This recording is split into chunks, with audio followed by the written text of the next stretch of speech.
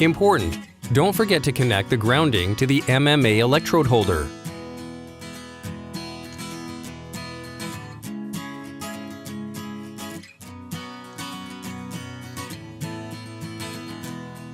The pressure rate is set depending on the working metal thickness, but it should be within the range of 3 to 4 bars.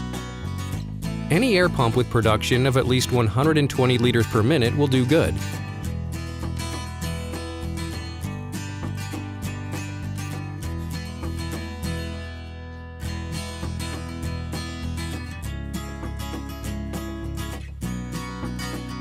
Depending on the thickness of working metal, you should set the target output current and use correct nozzle size.